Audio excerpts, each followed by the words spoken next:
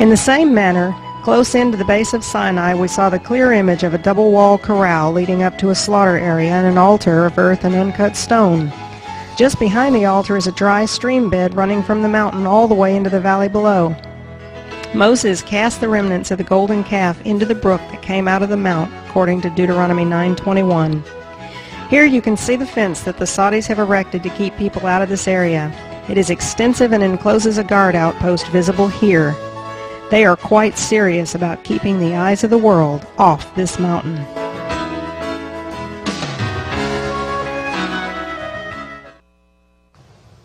Wow. That is a lot of information. And that's 3 minutes of 6 of the roll-ins that we've brought. But it is a tremendous amount of information. And to watch that just, you know, it brings it back so vividly in my mind. It gives me chills to see just how this is preserved. And we're going to get in further into each one of the areas that we talked about. The golden calf altar, a place where Moses built the altar where he sacrificed oxen. The pillars that he erected, each one representing one of the 12. So we're going to see that as well. It became very apparent to us that they had no intention of allowing this information to leave that country. Sure. So it became very clear to us that our mandate then must be getting a film record of what is there. Film and still photography and anything we could, just in case they ever decided to eradicate it. I would hope and pray that they would never do such a thing. But, you know, in the geopolitical climate we live in right now, where all the earth seems to want to wipe Israel off the map, I'm not well convinced that they would not try to rid themselves of any sort of Israeli history. Well, they did it on the Temple Mount. Why not? Yes, exactly. Yeah. And now they claim the temple didn't even exist. So let's bring up photos 2 through 10, and we'll kind of just step through these, maybe a couple seconds each. And that is our original slide. There we go. There we go. This is the mountain that we do believe is the real Mount Sinai. We're looking from the north to the south. It's actually called Jebel Makla, and you can see it's a very different color from all the surrounding mountains. There's argument as to whether or not it's charred black or whether that's just natural basalt, but to us there's so many other reasons why this mountain is the real Mount Sinai. It's almost a moot point to us. But if you go ahead and bring up the next one, this we believe is Mount Horeb. This is properly called Jebel Lawz. It's about, from peak to peak, what, about 5 miles? About 5 miles across. The area is enormous. This Jebel Lawz, we believe sincerely is Mount Horeb for a lot of different reasons, but one of which is there is something in the Bible called the rock of Horeb. You never hear it spoken of as the rock at Sinai. And if you make Sinai and Horeb the same mountain, then you've got a problem with where you locate the rock that Moses struck that the waters came from, which we'll be able to show you, we believe, pretty clearly here just shortly. Next slide. But these two mountains, it's interesting, that is Jim right there that you see. September 24th of 1992, we finally made it to the top of what we believe to be Sinai. And you can see the distance now. Where the arrow's pointing, we believe that is Horeb, and that split rock is on with the guards going other up side. there? Oh yeah, there were problems. We managed to figure out other ways to get up there. Okay. Well, we didn't go from the front. We would drive around to the back, jump out of the truck with backpacks on, hide the truck, and run as fast as we could to get away from the truck and disappear up into the mountains. And we've spent 5 days camping in the mountains, so we would be away from the vehicle quickly, and that would give us a chance to get up and you know, and to hide ourselves. And it just happens to be on that, you saw September 24th, 1992. That was my 38th birthday, so I was blessed by God to be able to spend my birthday waking up on the top of Mount Sinai, which was an incredible experience. Go ahead and bring up the next slide. This is actually from the top of that mountain that you saw across the valley, which we call Horeb. We managed to climb to the top of it. If you notice the date, and this was happenstance, these are the type of God things that happened to us. That is September 24th of 94. That happened to be my 40th birthday. So we were able to spend my 40th birthday on top of the other peak, which is what we call Mount Horeb. And you can see real clearly right there how very different that the that whole mountain is very different from all the surrounding mountains. And, you know, like I said, whether it's charred black or whether it's natural rock, it's irrelevant almost to me, because the fact that God would choose a different place to come down on. And this mountain absolutely stands apart from any of the others in the region. Next slide. And this was the 1992 trip when we made it to the top. To the left of the screen in the center, you can't see it that well, but that is the Gulf of Aqaba. So your vantage point and your view from that location is, and it's one of the reasons why I was trying to get to the top, because we could not figure out the lay of the land. It was so convoluted and so huge that to get a perspective of where we were and where all these things fit together, that's one of the reasons why we made it to the top. The next slide.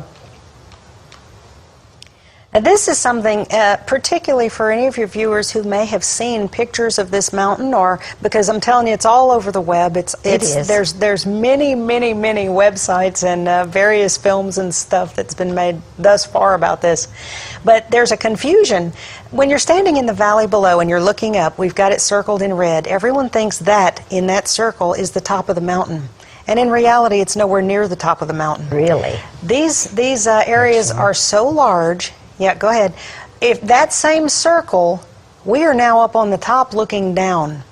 And that circle that you see is the same black peak you just saw from the other side. Really? So it's really the first peak that you see from the valley. But the valley, the angles are so steep, you cannot see the real peak from the valley. So we really wanted to open this up to everyone to show them that little thing where it says campsite. There's a tiny little blue dot in the middle of that little circle, and that's our tent.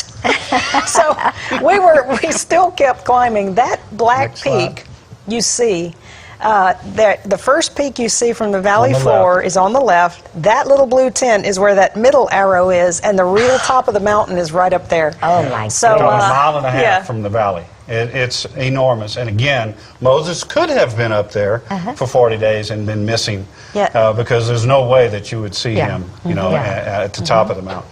Yep. And then the next slide. And then this gives you a perspective of what we're talking about, the location. You see Mount Horeb to the north of, and Mount Sinai to the south of. And just to put them on a geographical map and their relationship to each other. A little skewed north and south. Mount Horeb looks like granite. Is it granite? It is. It is. It's a But Mount Sinai red doesn't look like the same. It's actually a bluish stone that is a basalt. Some of the geologists called it original earth. That's what they call it. That was their name for it. And it has a blackened patina, which is desert varnish, they call it, on it. But from the crater area, we talked about it in the roll-in, and if you're in that place where we believe the 70 elders went, where they could see God at a distance, that stone has cast a blue hue that is very, very much like the sky. And it talks about the sapphire pavement under the feet of God as being blue or sapphire, as if it were as clear as the heavens. And you can see that it blends right into the blueness of the sky. Just another little thing about this place that is so incredibly significant. Do we want to? Yeah, let's go ahead. If you'll pull the next one up. This was brought to our attention by Dr. Glenn Fritz. He's a very dear friend. He is a geographer, PhD. He has a magnificent work he has just released called The Lost Sea of the Exodus, and it's a geographical analysis. And, of course, he did most of his research on where the crossing site would have been. But he brought this to our attention a number of years ago, and this is really profound, the insight he had about this particular thing. We were listening to a teaching on this last night, but this is from his, as a geographer, he went back to the Greek, and he studied this, and he called us up one day, and he was really excited. He said, "Guys, you will not believe what this says." And I said, "What are you talking about?" He said, "Galatians 4:25. and 26. He says, where it says this Mount Sinai is in Arabia, that's pretty self-evident, right? I mean, that's Paul speaking, it's in Arabia. God But he knew the said difference between Arabia and Egypt. yeah, a lot of difference, you would think. And then and it says, and answereth to Jerusalem. He said that term is used once in the Bible, and it's a geography. It's a term that's used only in geography, where you're describing to march in a straight line.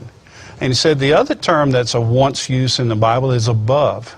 And he said that means to the north of. So literally you could say that Jerusalem is north of Mount Sinai in a straight line due south. Oh. So the next slide brings us to that line coming down from Jerusalem due south on the same line of longitude, passes right between this Mount Horeb and Mount Sinai.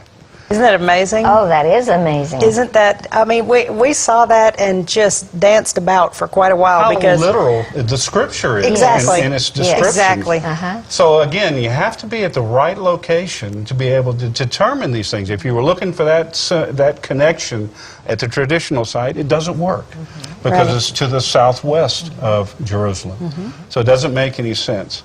So again, you know, as we see these things unfold, it's amazing. Do we want to go to the altar? Yeah, pillars? let's go ahead. We're doing well here. This will be the. Oh, you're talking about the video? Yeah, well, just a quick, on the photo that's up, we're seeing Mount Horeb and Mount Sinai, and then there's another box to the right at the bottom. It says Altar, Corral, Pillars, and Elijah's Cave.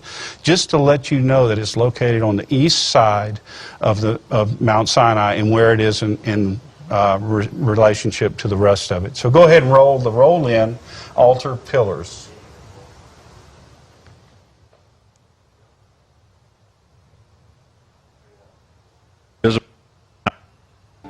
Next to it is a slaughter platform and the altar. The stream bed can be seen running behind and around the corral, as well as the white pillars out in front. From well inside the forbidden fence, I soon discovered the Saudis had completed a partial excavation of this site in 1996. You can plainly see the outlines of the slaughter platform and the corral directly behind it. Next to that is a pit, complete with layer upon layer of ash, and the access area to the sacrificial altar. In Exodus 24:5, young men sacrificed many oxen as peace offerings to the Lord there at Sinai. This large corral would have been necessary to lead them up to the slaughter platform. There they would have been sacrificed and the blood captured in basins, and Moses would have placed the offerings into the fire directly behind him. The altar itself was just beyond the fire, and there he sprinkled the blood.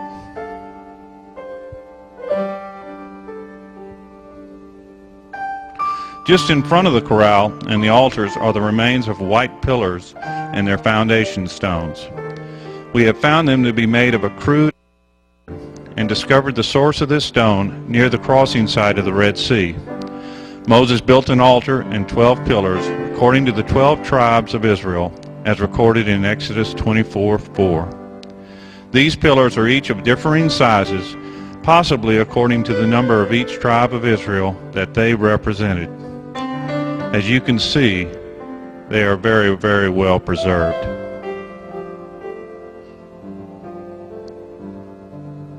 Looking back upward from the altar area, a large cave is visible from below. 1 Kings 19:8 and 9 tell us that Elijah came to Horeb, mountain of God, and then found a cave to lodge in. This is yet another bit of evidence needed to identify Mount Sinai, found here at Jebel Lawz. I was only able to get inside this cave once, but it was well worth this spectacular view of the valley below.